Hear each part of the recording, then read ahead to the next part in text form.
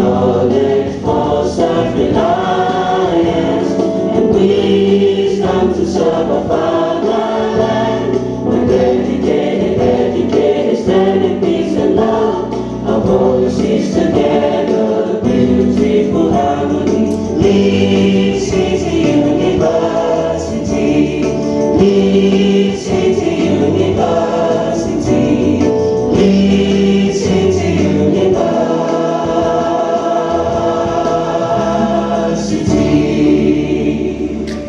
Thank you very much, everybody. You may be seated. Thank you very much. Once again, I say welcome to this, the 21st Inaugural Lecture of Lead City University. And our inaugural lecturer for today is Professor Olu Ojedokun. I'd like to recognize, thank you. I'd like to recognize the members of the university management who are here on the high table, starting with the bursar of Lead City University, and that is Dr. Mrs. Kumbi Taiwo Taiwo. The university librarian is Dr. Olanrewaju Oshani. I'd also like to recognize and welcome to the program the Deputy Vice-Chancellor, Management and Humanities, Professor Omolara Campbell. And the Vice-Chancellor of Lead City University, Professor Kabir Adiremi Adeyemi. Thank you all very much. And without wasting much time, I'd like to call the Registrar of the University. Apologies, please. Apologies, please. The Registrar of Lead City University, the delectable Dr. Oyebola Ayeni. So sorry, ma'am. That was a huge oversight. So sorry, ma'am. All right, so, and with that, I'd like to call on the Vice-Chancellor to come forward to give his opening remarks.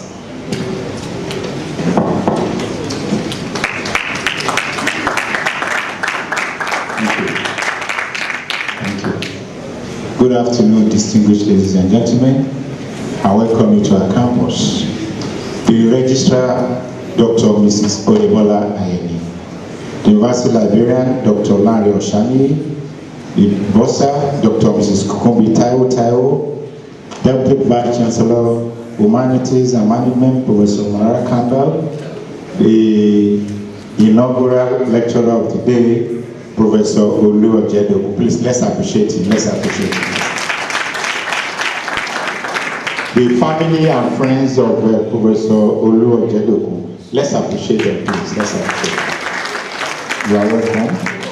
The Provost College of Medicine, the Provost Postgraduate College, all the deans of faculties, all head of departments, professors from other universities, staff and students of Lead City University, deputy registrar, faculty managers, invited guests, ladies and gentlemen. It is with great honor and immense pleasure that I present to you. Please stand up. Professor Ojedokun, please remain standing. Remain standing. Please, let's appreciate him. Let's appreciate him.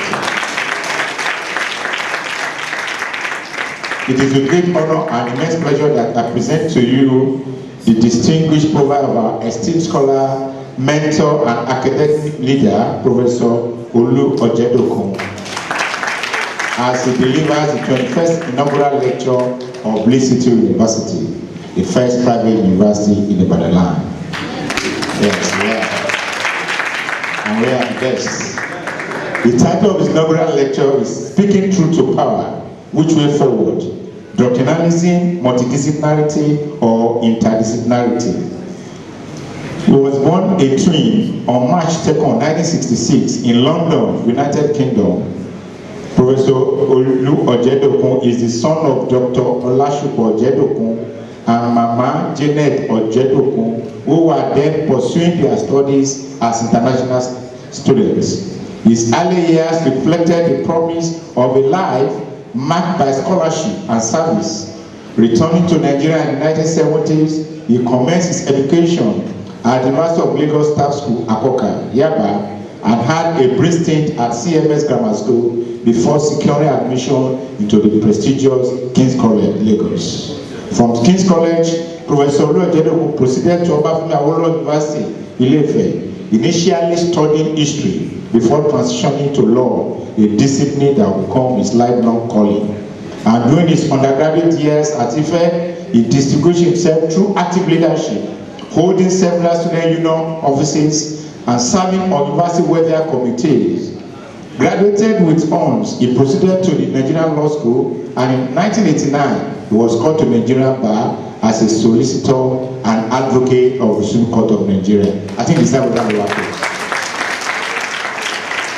Professor Ojedokun illustrious career spanned both the public and private sector.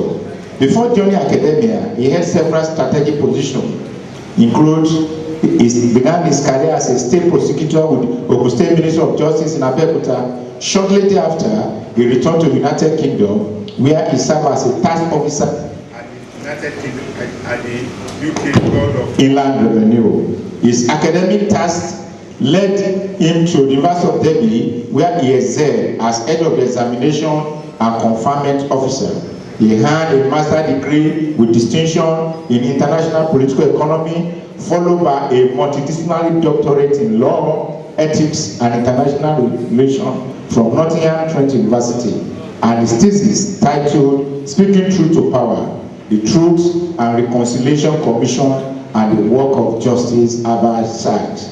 This remained a seminal contribution to transitional justice study. His influence extends beyond academia into professional practice, where he has held key roles, including head of human resources and grants at the National Lottery Charities Board. Afterward, he ventured into private legal practice, having affiliation with the Law Society of England and Wales, and representing clients across crown country, employment, and immigration tribunals.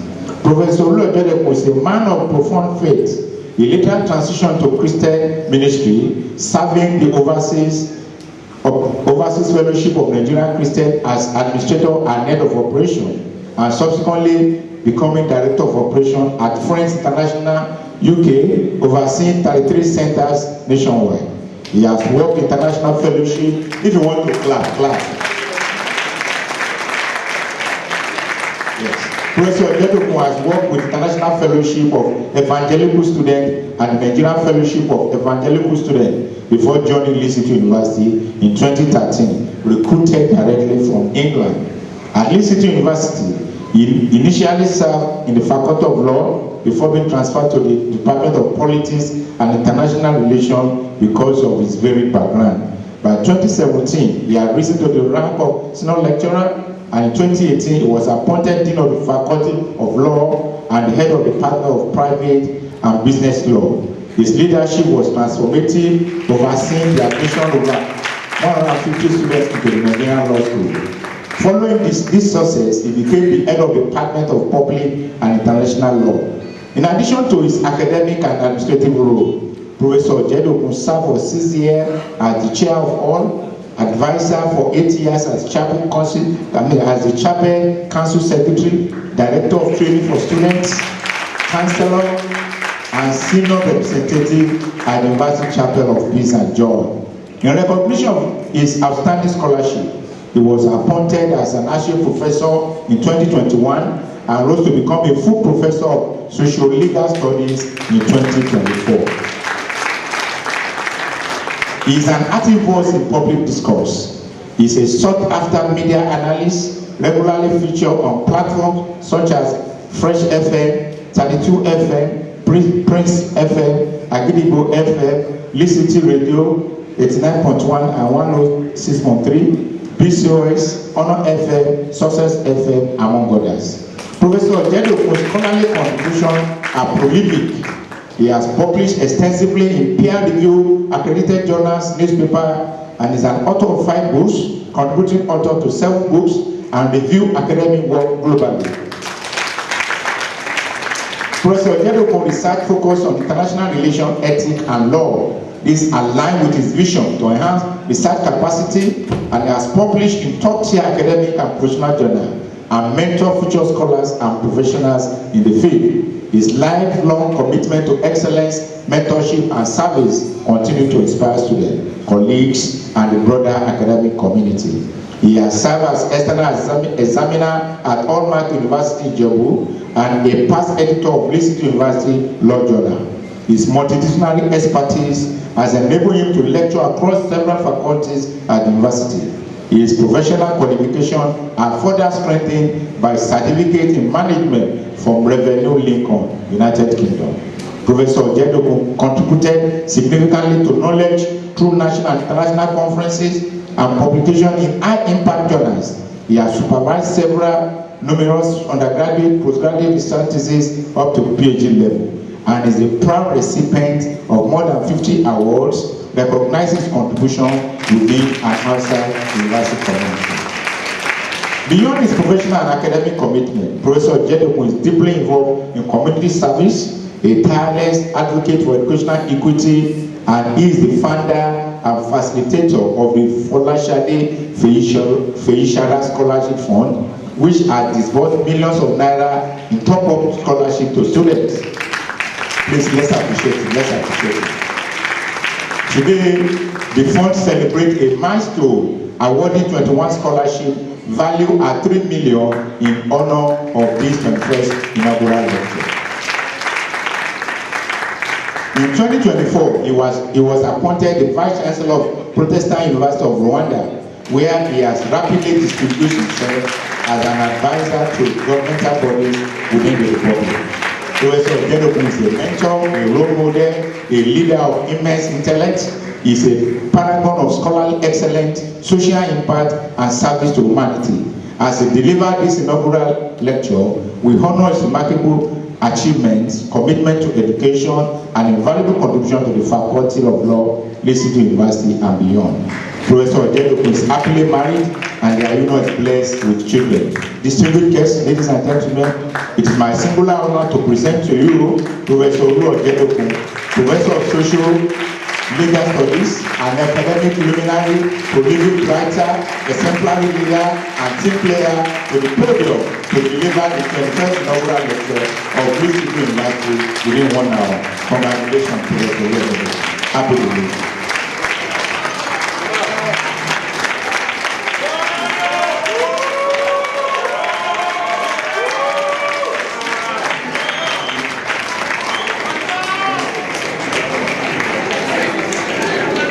Ladies and gentlemen,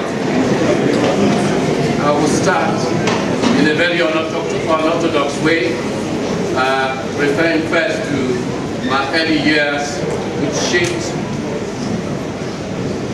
I will start in a very unorthodox way, starting with my early years, which shaped who I am and what I have become.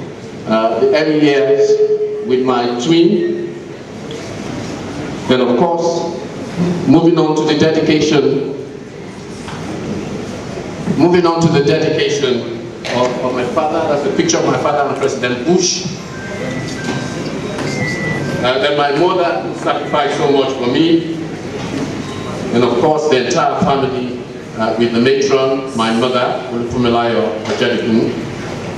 And then of course my early days, right from age 16, Assistant Secretary of the Students' Council.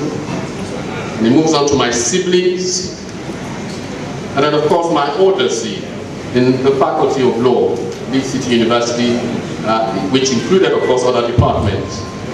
Now a Protestant University, where I work, of course my wife and myself there.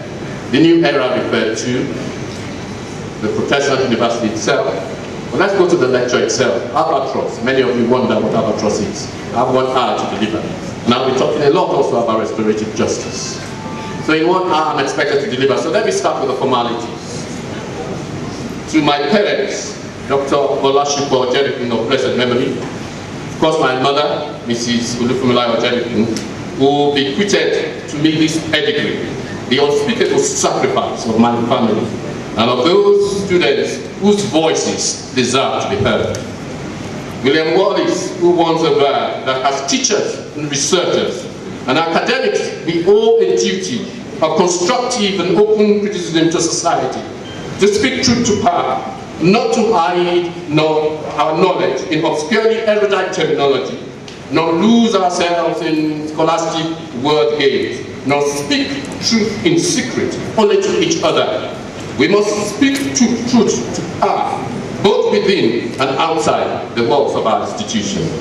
The erudite Vice-Chancellor, the esteemed Registrar, the cerebral university librarian, astute university bursar, accomplished deputy Vice-Chancellors, illustrious provost, my distinguished faculty dean, that's the Faculty of Law, and other deans, eminent professors, senior teaching staff, non-teaching staff, my classmates from the University of Lagos Staff School, and of course at King's College, Lagos, and other old boys from the same school, the alumni of Obafemi Awolowo University, great event. My dear family members from Olukwano in Osun State, my family members from Uchi, and of course those of the Brothers for Life that are here, distinguished guests, ladies and gentlemen. By definition, every inaugural lecture heralds the start of something new. As Professor Olu explained in his inaugural lecture, such an address may take three forms. Concentrate on the development of the department if the lecturer is also the occupant of the chair to which the headship is attached. Focus on the professor's own work within the general framework of his discipline.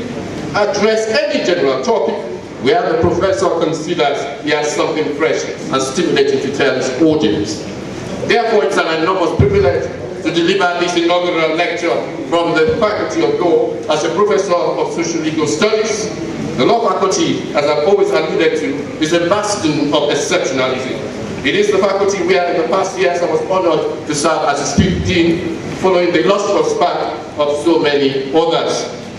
During that period, I stood on their shoulders and had the opportunity to facilitate research, innovation in the faculty through interdisciplinarity and multidisciplinary forums. My assignment today is a simple one, and I'm going to go into it very quickly. So as I approach this simple task, I approach it with circumspection. Despite being clad in an armor, you understand, the armor of academic gown, experience as a university orator, a public affairs analyst, I'm not sure that that gives me enough confidence to speak truth to power today. But I derive inspiration from a pertinent injunction in the anthem of King's College, Lagos, which says, resoundingly in my ears, when the call is sounded, all must answer here. Yeah. And of course his motto, which says, after darkness, I hope for light. It also resonates with me. So the injunction propels me to deliver today. You've heard a lot about my professional provenance, and I'm not going to spend too much time on that. I'm going to move on straight to the meat of this lecture, the quest for multidisciplinarity and interdisciplinarity. Vice-Chancellor, sir, this lecture takes account of my previous body of research, which indicates so far that the quest for multidisciplinarity or interdisciplinary approach to the study of law is not a luxury or a passing fad, but brings in various benefits profitable to the discipline of law, as most of the research will show.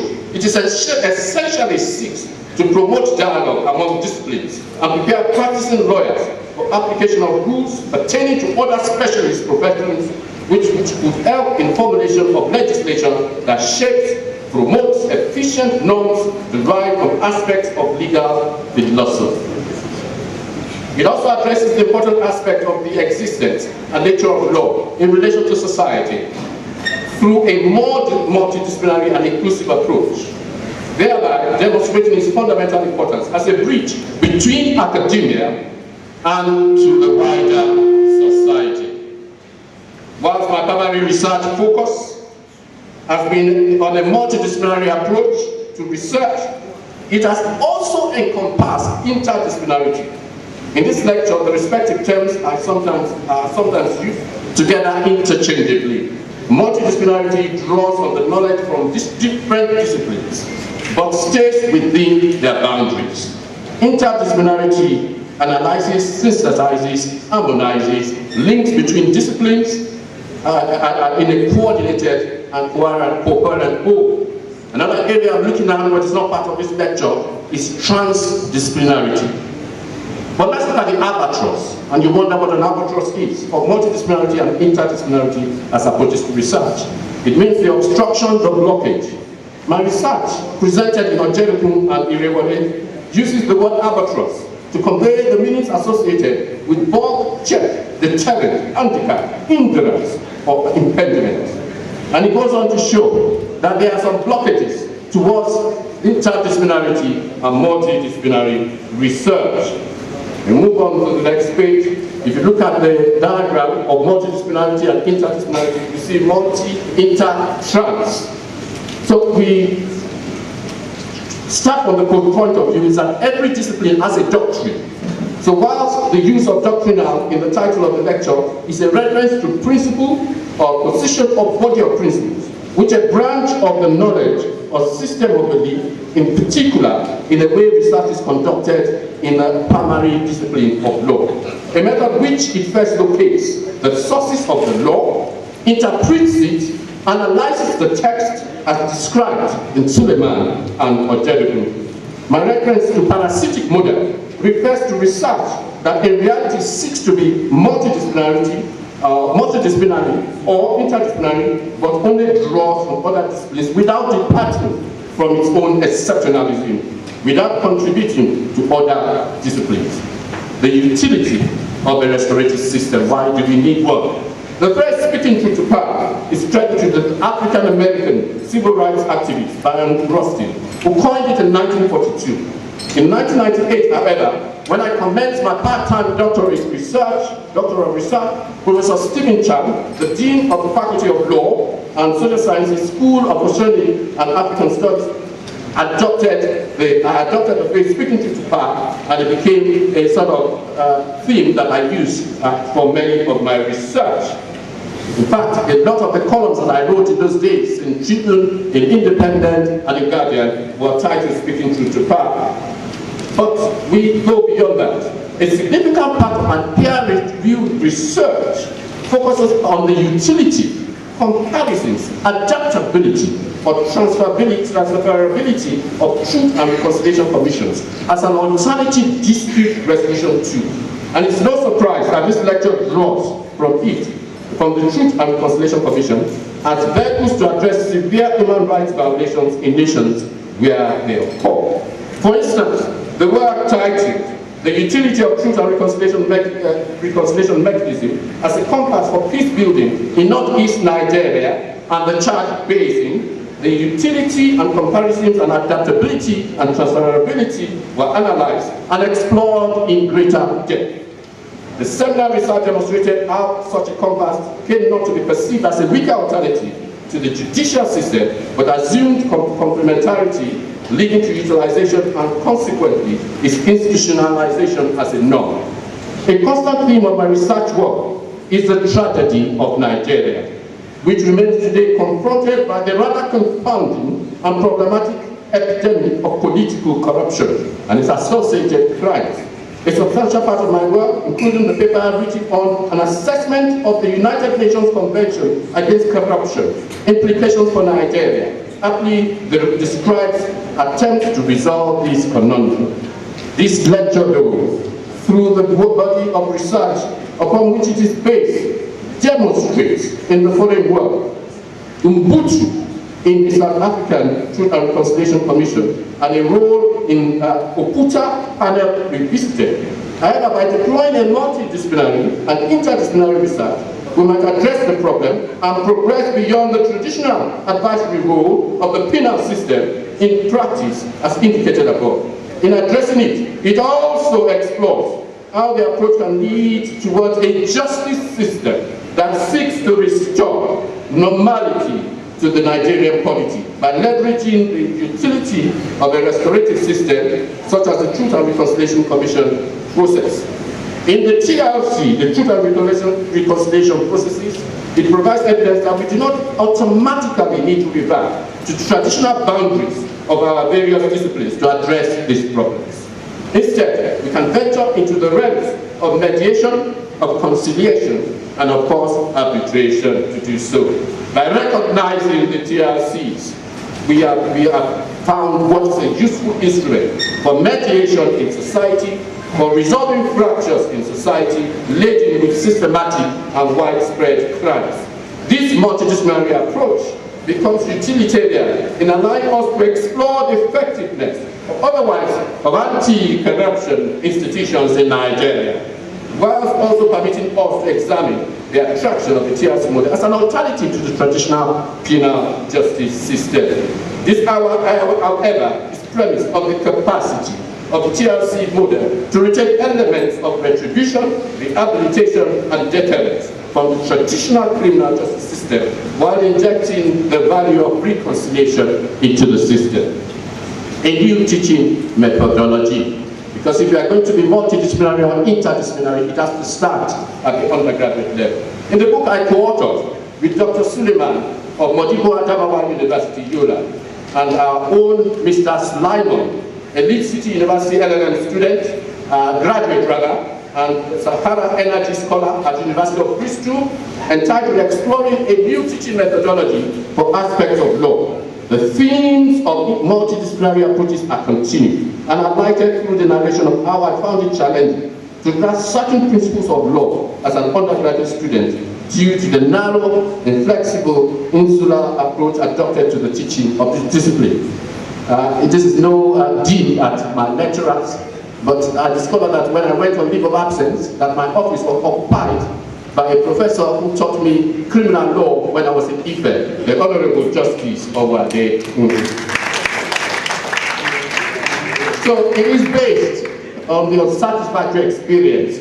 I promised myself that if ever I had the privilege of teaching, I would seek to change the narrative for the future students by discovering a path to bridge the gap and to make legal discipline more accessible to students.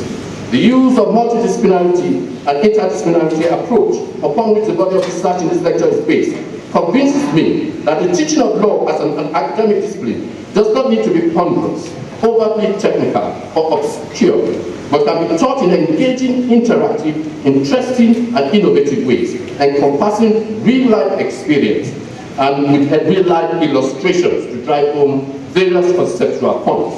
Thankfully, here at Leeds City University, under the unassuming inspiration of Professor D.J. Oweye and others, I've enjoyed the latitude to explore this approach in my teaching methodology, and which has contributed immensely to my body of work.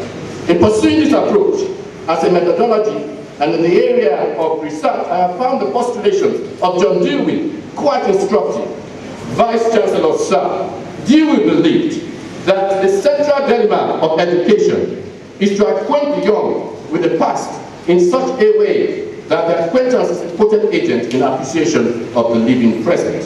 He propounded that one of the best ways to do this was to expose students to the experience of working world of which they should soon become a part.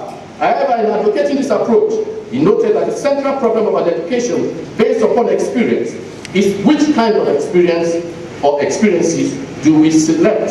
Which kind of experiences are pertinent and which kind of experiences can we quantify? Thus, experiential learning has the advantage of encompassing methods of instruction that gives us access to multidisciplinarity and interdisciplinarity. Experiential learning methods are a way of instructions that regularly or primarily place students in the role of attorneys, and I will give an example. So for instance, we could do simulations, clinics, or extensions. Such forms of instruction integrate theory and practice by providing numerous opportunities for students to learn and apply learning skills as they are used in legal practice. As an example of this, I have promoted on different occasions for our law students to be engaged as counsel to represent and offer advice to their fellow students who are summoned before the University Student Disciplinary Committee under the guidance of their lecturers and their respective venues of their chambers, which are regulated by the faculty, so that I can represent and actually in practice, actually advocate and of course develop their skills in real life situations rather than make believe. Vice-Chancellor Sir, I've been privileged to teach in various disciplines: education, international relations, public administration, management and accounting, industrial relations, and previously mass communication. And this has opportuned me to implement some of the innovations postulated by Dewey. Fokker, and other thinkers extending beyond the confines of law. For instance, when I taught company law to non-law students, we were able to arrange and simulate an AGM, where they were able to design their perspectives, but also to have a proper AGM with resolutions, board resolutions, and so on and so forth. And of course, we involved 1 or 2 law students to act as their legal advisor. Therefore, they learn problem solving on a scale, you understand, that is within the university. So, we talk about a flexible methodology. The flexibility of this approach has allowed me to incorporate the concept of Arodon, a fool's errand, into the teaching of utmost good faith in insurance and risk management. In this exercise, a few students are sent on an elusive errand to retrieve the Arodon prepared for the lecture, and an object that they soon discover does not exist. However, their futile journey does not end in futility, because they have to grasp and appreciate the importance of the concept of utmost good faith, a key distinguishing factor of insurance. The successful nature of multidisciplinary approach has also been evidenced when I taught entrepreneurship for over 6 years. It's on record that the nature of my research and teaching have led to remarkable outcomes, including financial successes of 2 international relations students. Sunday TJ and Blaise Mbu, one a photographer, one a shoe designer. What we did during the course was ask them to come up with a business plan of a business that can work in Lead City. Do all the hours that it takes, the permission you have to take from student affairs, permission you have to take from various offices within the university, and draw a business plan, and let's see whether it will work. And 2 of them happened to become multimillionaires. How do I know that? I know that because Blaise, who graduated about 6 years ago, was one of the key contributors to the scholarship fund. In fact, he donated $500,000, you know, so that tells me that he's a millionaire in that sense. And of course, that has led me also to incorporating mentoring and counseling into my teaching.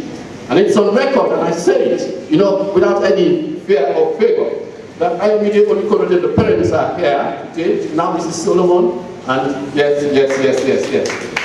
There are many like that. She actually has the record of 5.0, you know, never dropping a grade, and she was one I mentored from year 2 to year 5, and of course I did it with the active support, of course, of the chaplaincy.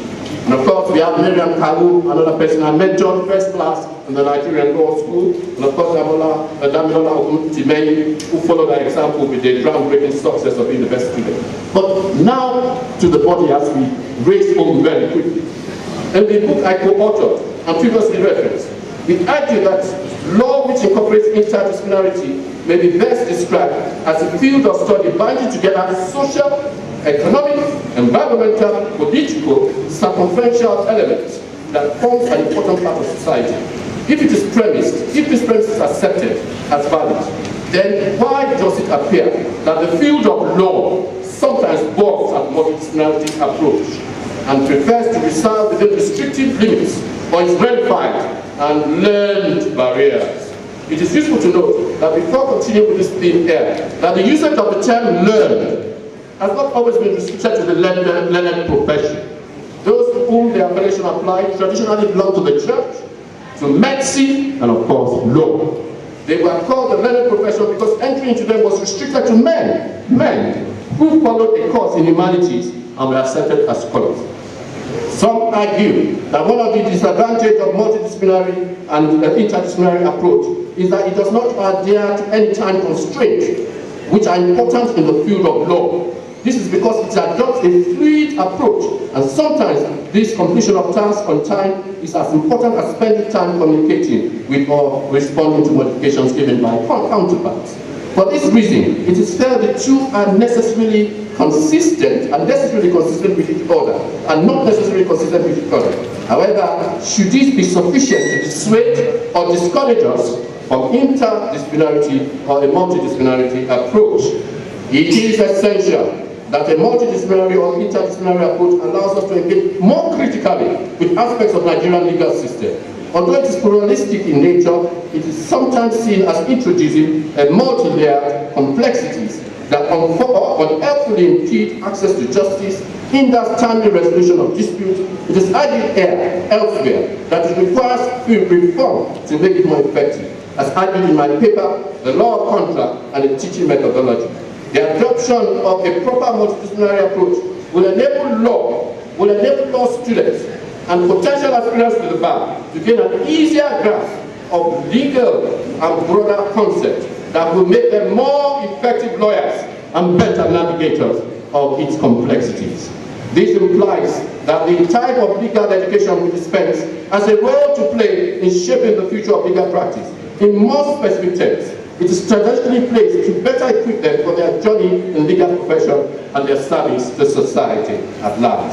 Therefore, I advocate that a multidisciplinary and interdisciplinary approach to teaching should form the basis of legal education in Nigeria. This approach should be regarded as a vital vehicle that can be steered towards crucial reform necessary to move the profession forward from its inherent tendency towards exceptionalism. In Nigeria, the stated aim of legal education is to prepare lawyers to function as social engineers or who pave way for societal change. If this is the case, indeed the case, then a multidisciplinary or interdisciplinary approach must be adopted in such critical preparation.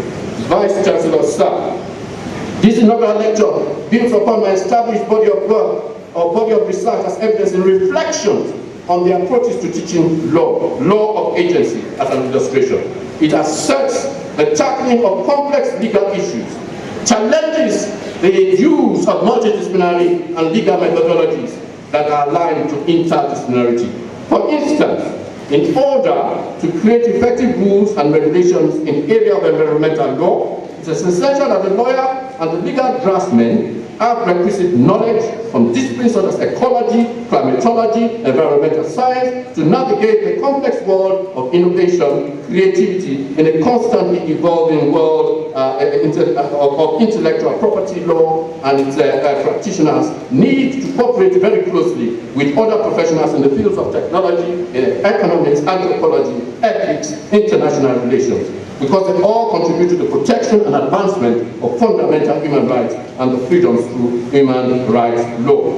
In this body of research, in this area that has influenced me during my tenure as Dean of Faculty of Law, to build up an initiative of involving and inviting a non-lawyer friend, architect Tokwe Shonubi, the CEO of Sahara Energy, and current donor of Sahara Awards to the Law Faculty and the Faculty of Environmental Science graduates, to deliver the annual lecture of the Law Faculty in 2019. This initiative, I suggest, in that caused us to cross-fertilize across various professions, useful ideas, bringing other academic disciplines to work together. A radical and bold move, but the right thing to do, as the valuable lessons were imparted and lessons were learned by lawyers and future lawyers on that day. In other words, we can learn as much from lawyers as we can learn from non-lawyers.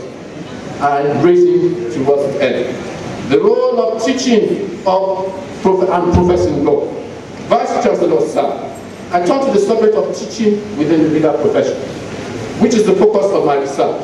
I refer to Gary Menasorod, who argued that the entry into the law profession is built upon two assumptions, which he perceives to be generally false, as discussed in defining Nigerian administrative law through clinical lenses. The first falsity he alludes to is that new teachers know the subject matter of the courses they are assigned to teach. The second is that new teachers will know how to teach. It reflects on the reality of academic recruitment processes in most fields, including law teaching, and argues they create uncertainty for both the recruiter, the recruitee, and the recruiter. In Nigeria, for instance, there is neither a pathway or certification for law teaching, nor general objective assessment process to determine subject matter competency before a person is hired to teach and profess law. Once a candidate is hired, except for empty hints from senior colleagues or constructive criticism from honest, insightful mentor, they are left to make it on their own wits.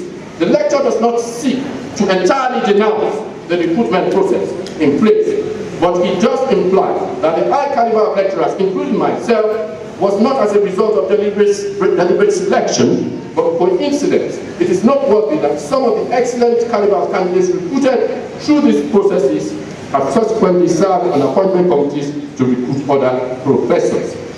However, the reality is that at the beginning, most newly hired law teachers have a great deal of law have to learn a great deal of law in such a short time, while simultaneously taking on the harder task of mastering the art of teaching. For many, it can be a sink or a swim process. My research aptly captures Dewey's identification of another inadequacy in the methods of teaching law. I move very quickly towards transitional justice. Vice-Chancellor, sir, expanding on this theme, my research as presented in the published book, The Adaptation of South Africa Truth and Reconciliation Commission, a model in addressing crimes of corruption in Nigeria, draws on the work of Luke Mofet. In his work, it traces the historical context of transitional justice, considered to be another aspect of a multidisciplinary approach. And this was something that came around the Second World War. He argued that it is from this background it emerged as a set of discrete measures, such as trials, truth commissions, and reparation, for the purpose of addressing atrocities in the past. And it's instructive to note that many of these instruments are used even in countries like Rwanda today. I move on very quickly, and I move on to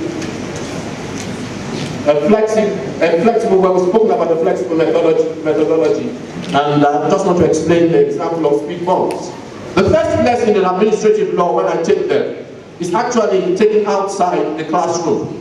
Students are taken on a ride, and they go over the speed bumps, and they ask the question, why don't they speed when they see the speed bumps? And they're able to answer because they are speed bumps. And each speed bump represents a break on power. Because there's a maxim which says power tends to corrupt, and absolute power corrupts absolutely. The reason why people do not speed when they see speed bumps is because of the speed bumps limit their ability to be able to speed. So they get an understanding of what it means, the limitations of power from that point of view. So we use a practical tool to teach and to instruct them. So I have been able to establish, in some extent, that a multidisciplinary approach to law demands that lawyers prepare themselves by acquiring specific knowledge related to various disciplines or various disciplines relevant to society. But there are two more cardinal reasons for changing the view on the approach to research and the study of law. First, there's a general interdisciplinarity and multidisciplinary tendency common to society. Second, there's a legal positive idea about the autonomy of law in theoretical postulations of London, and was captured in thoughts of negligent and experiential teaching methodology, which has become less tenable. These circumstances affect the practice, legislation, and application of law. However, we should bear in mind that multidisciplinary legal research and multidisciplinary analysis of law remains important to legal philosophy. Furthermore, legal philosophy has to clarify the structural interrelations among the approaches of different scientific disciplines, the role of the regulator, and arbiters of a necessity. Vice-Chancellor, sir, the outcome of my many years of research has allowed me to better understand and examine and interrogate the role of the regulator in the development and teaching of in Nigeria. The Nigerian University Commission, one of the regulators of the law degree, started out as an advisory body on higher education in the Cabinet Office of the Federal Republic of Nigeria.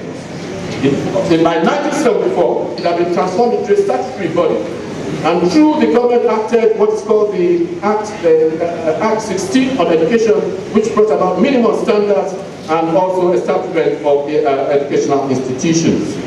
In detailing the role of the NUC, my research has posited previously and said that it need not be seen as an albatross, but playing a role of liberating and expanding the scope of universities in multidisciplinary and interdisciplinary research, helping to free them from occasional and overprotective grip of other regulators.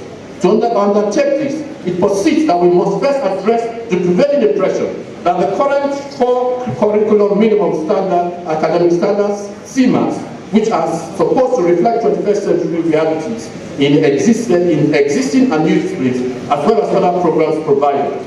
There has been some argument. For instance, the University Senate of the University of Ibadan was one of those that criticized the CMAS as being one that was unnecessarily restrictive. And other people have also criticized it, so that the CMAS should liberate universities to become more multidisciplinary, more interdisciplinary, rather than to be restricted to what is recommended by the NEC. Coming to the conclusion rapidly, I want to look at the Legal Practitioners Act, Vice-Chancellor Sir.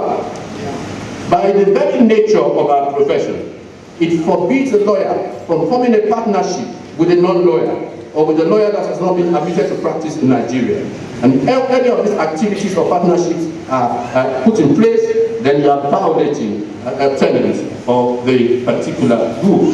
David Akindolire argues that the Nigerian legal profession is romantic and protective of itself, as many believe it should be. He refers to the Honorable Justice Ariwola CJN as then was. He noted in the case of Yaki versus Bangudu that RPC was made to protect and guard jealously the enviable legal profession. In this type of thinking, my findings suggest and finds its way from professional legal practice to legal research and through to traditional teaching methodologies of law within universities and shapes it.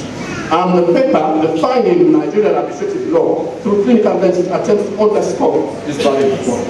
Akindolire argues that the particular issue of multidisciplinarity practice invokes caution among senior members of the profession. Notably, at the 59th Annual General Meeting Conference of the Nigerian Bar Association, Mr. Sulaiman Usman, SAN, Attorney General and Commissioner of Justice Sokoto State, advised that there is a need to put MDPs in check so as not to disrupt extant legal practice architecture in order to guarantee the future of legal practice in Nigeria. In conclusion, in the Erasmus Law Review, which coincides with the essence of my nearly 12 years of research conducted in this university, tells Robert Ross takes into account both multidisciplinarity and interdisciplinarity and explains that legal research is best conceived as a multidisciplinary field consisting of a core discipline, doctrinal research, and two other main types of research, interdisciplinarity, and combines doctrinal research and conceptual frameworks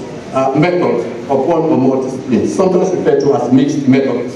And the second one, or the third one rather, research about law and legal institutions, which has no doctrinal component. Based on the understanding, the incorporation of a multidisciplinary approach just presents something of a problem for legal academics who are interested first of those two main types of research, of what is called social legal research. A field so fast and it provides multiple lenses through which law can be considered. The argument here is that the danger in the approach resides in two risks. Either the conceptual framework and methods of other disciplines on which they are drawing might become distorted under pressure of doctrinal incorporation, or the reverse may happen. The doctrinal research may be subsumed by the non-doctrinal research to the point that the research ceases to be of any much value to the legal profession, whether whatever wider scholarly approach it may have. It is a risk worth taking for the sake of multidisciplinarity or an interdisciplinarity approach. Vice-Chancellor, sir, I submit that if law is to maintain its exclusive claim to be learned, to be enviable, to be noble as a profession, then our legal research and teaching must continue to evolve and adapt to involve more of the multidisciplinary and interdisciplinary approach. The evolution must be careful. As Samuel Tekema argued, interdisciplinarity does not make sense without the idea of disciplinarity. You must have a discipline. And to say anything meaningful about interdisciplinary research into law, it is therefore necessary to have a clear understanding of what the discipline of law entails. Yet the nature of law as an academic discipline remains contested, and the severity of incorporation problem differs accordingly. Notwithstanding this debate, I am sure many learned in the learning profession will find the idea that any discipline, including legal, may be inherently interdisciplinary, controversial due to the belief in its exceptionalism. Yet, challenging such a belief also questions conventional notions of what constitutes a discipline. I move on very quickly because of time to recommendations. Therefore, Mr. Vice-Chancellor, sir, based on my decade-long research in social legal studies, I conclude the lecture by providing the following recommendations. The Nigerian University Commission permits a revision of the current core curriculum minimums academic standards, CMAS, to allow universities greater autonomy in the pursuit of interdisciplinary programs. that law faculties place greater emphasis on clinical approach in teaching methodology and research method. That a clear path of certification be developed for potential current law teachers. That faculties of multidisciplinary studies, where intersection and cross-fertilization of ideas between disciplines can occur, be established in various universities. We have such in the University of Rwanda. That there should be opportunities for university teachers to be seconded to civil service, voluntary sectors, business sectors for defined periods, possibly as part of the sabbatical, to promote and to ensure a viable engagement between town and GAM and vice versa. That more exchange programs and competitions and events be encouraged among faculties of law in Nigeria and Commonwealth countries. That an alternative dispute resolution approach, possibly a truth and reconciliation approach, be considered for resolving cases of political corruption in view of the scale and enormity of the problem. That mentoring in all our various disciplines be formalized, allowing well-deserving undergraduates, students to co-publish in peer-reviewed journals with their mentors. The practice in some institutions discouraging this practice should be discovered. That it is made desirable to achieve a first degree before an admission into the law program. I think it helps. A first degree before the law program. Vice-Chancellor, sir, my research shows that if law is to maintain its claim to exceptionalism and avoid being parasitic, its doctrinalism must permit a space for it to serve as a tool for social transformation. And to achieve this, it must adapt fully and embrace multidisciplinarity and interdisciplinarity, both in the classroom and in research. I come to acknowledgement. At this stage, I must give credit to where it is due, and acknowledge a significant part of my research over the years has been carried out in active collaboration with my friend, collaborator, law school, classmate, and partner in legal practice, Dr. Suleiman. I offer my profound thanks. I have stood on and nestled upon the shoulders of Professor Clifford Ojedokun, former Dean of the Faculty of Law of Blessed Memory, who first inspired me with the possibilities that law could offer. And grateful to my friends, Oladele Mogilola, my school daughter, Jatisola Bolaji, and Bolaji Moke's father. They are also salute the unstinted and lavish financial support of Dr. Nathaniel Inkem, the father of my little sister, Dr. Vivian Inkem, who has made a key difference to me in this journey. To Professor Wale Adayi, my lecturer and early mentor at Obafemi Awolowo University in Lagos, who charted a pathway for me to reclaim my faith. The end of this journey beckons, and my profound gratitude goes to my late father, Olu Ojedokun, the late Director General of the Nigerian Institute of International Affairs, for sowing the seeds of research within me. Unquantified admiration goes to my mother, Janet Olu Ojedokun, to whom through God Almighty we owe a lot of debt for the invaluable support in laying the foundations for me and my siblings to receive the best education available in Nigeria, King's College, Lagos, and then of course, Obafemi Awolowo University. To my beloved twin sister, Folashade Feishara, Nani of blessed memory. The silence continually speaks to me and spurs me on through various initiatives of the Folashade Feishara Fund. To my only brother, Adebowale Ojedokun, who bailed me out so many times, and to their respective families. To my uncle and my father's surviving youngest brother, Dr. Ayoko Adeleke Ojedokun, and his wife, the former university librarian of Owen University. It deserves mention for nurturing me and my siblings right from the early days in primary school. To my cousin Kike Ojedokun, for constant support. To my in-laws, Mama Florence Akin Collier, your locals, your Jumus, for their kindness. To my cousin Abiodun Alao, the first black African professor at King's College Lagos, King's College London in over 200 years, who always believed that I would always surpass my father's achievements. I salute. My gratitude also extends to the Reverend Guido Paramala, Professor Paramala, my mentors of the Christian race, Professor Olufumi Inoda, the former Director General of the Nigerian Institute of Management, a rector of the Polytechnic Ibadan, and former Dean of the Faculty of Business Administration, University of Lagos. One of my father's closest friends, I salute you, sir, to Mr. Boyega Banjo. His year is over 85 or thereabouts, and he has always constantly stood by me. I remember many late night meetings where he convinced me to do the right thing. And of course, to Mr.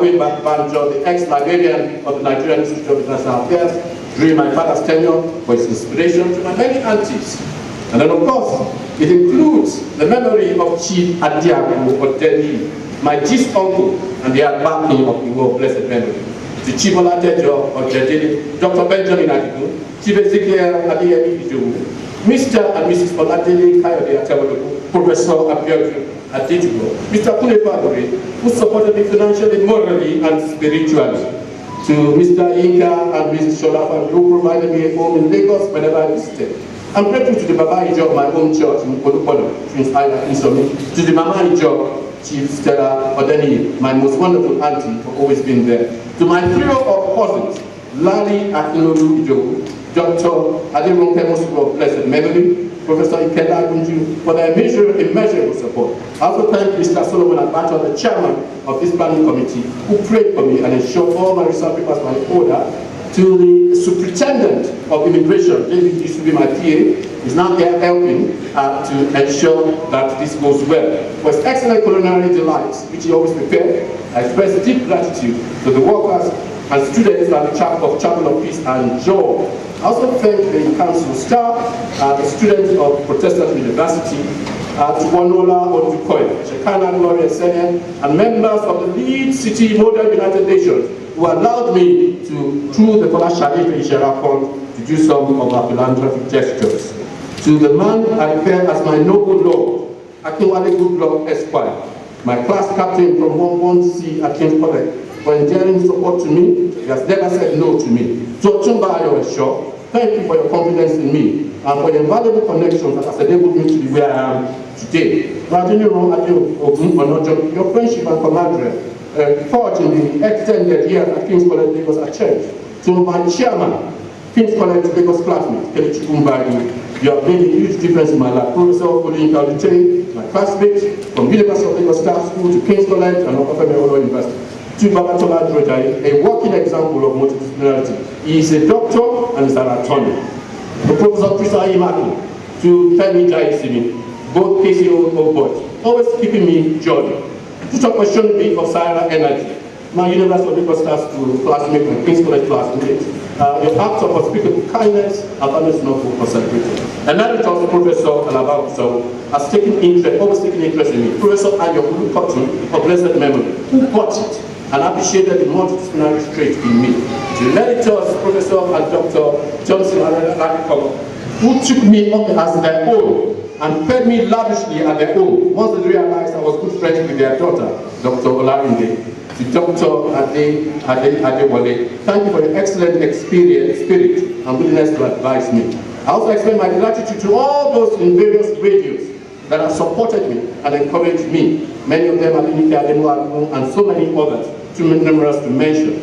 I thank my co-lecturer, Dr. Ebonluwa Aino Esquire, and of course Professor Angela Robin, Professor Grace Olukoyi, the University Fellowship staff, Professor Donald Olede, Professor Adebo Maka Akuche, Matona Godado, and the residents of the staff quarter, second staff quarter in the estate for creating a conducive environment.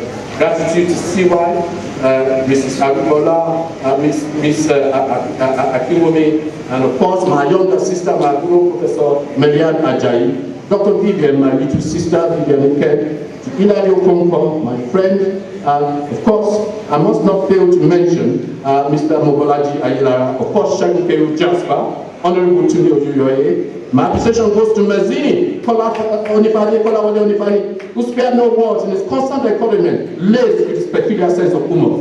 To Mr. Taiwo Chitu, a Jeremy, Mr. Jibola Olomola, to Professor Chris Owoko of blessed memory. Thank you, Sheyi Oriade Esquire, for your genius in helping me reverse my draft. To Dr. Fumi Akinyade and Badon Princess, to Pedro Okoro, and of course, my profuse appreciation goes to Professor Godwin Ojedokun, Professor Oreden, Professor Yegumi, Professor Shojipo, SAN, who helped me in my odyssey towards becoming a professor. Your many prayers from the unnamed friends also must be noted. I must not fail to pay this last tribute to Professor Olu Ojedokun, who took a huge gamble with me, meeting me in London, trusting me with a job. You have always had my back, in the open and in private, never minding my candid words. Thank you. To Chief Mrs. Taiwo, where your support for our ministry is deeply appreciated. I thank Mrs. Busola Unola for maintaining our long-standing friendship forged in the crucible of Rethink. Acknowledge the Vice-Chancellor for the potential that you saw in me. Registrar for your kindness and the courtesy that the bursar has always obliged me with. The librarian always affirming maximum and offering maximum support to me. And to my most powerful cheerleader at this university, the Venerable Dr. Olu Ojedokun, I am grateful for your encouragement.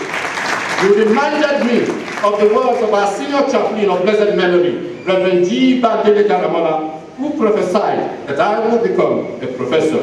To our spiritual mother in the university, Mrs. Ojedokun, to our Chancellor, Professor Gabriel Okumala, whose diction, class, star, distinction inspired many, and I express my gratitude. Most importantly, to my dearest wife, my sweetest heart, you are an extraordinarily special individual. You have made immense sacrifices over the past decade. You have trusted me. And I pay tribute to you today. And I lay claim that your trust has never been betrayed. To my lovely children, and grandchildren, Moyanda Foluwa, Adekunle, Oluseito, Ofei Foluwa, Mowoluwaga, thank you for sacrificing so much for me and bearing my human witnesses while on Christian mission here in Nigeria and Rwanda. And finally, ladies and gentlemen, my father, Olu Ojedokun, PhD, passed away suddenly at age 34, at the zenith of his career at the Nigerian Institute of International Affairs. Yet he had a dream of my becoming an engineer, an innovator. That is what I have sought to do all my working life.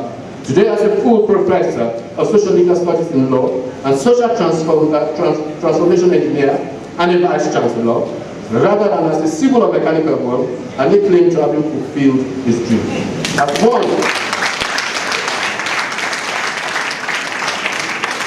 As one who has always blended his mission to lead city university students and service to academia and the public with my Christian faith, I hold up my head up high. I hold it at high, and I declare that I have fought a good fight.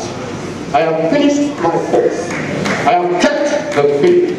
Henceforth there is laid for me a crown of righteousness, which the Lord, the righteous judge, shall give me that day, and not me only, but of all those who love the Lord.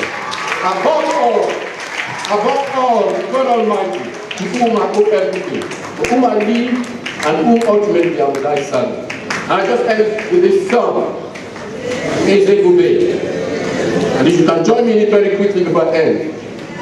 More than my mouth can testify, more than my mind can comprehend. See, I have seen the wonders of your grace, and I'm so sure that this is not the end. Eze Gube, see how you have brought me. Eze Gube, I'm so glad you found me worthy. I can see, I can tell, and I know it's your grace.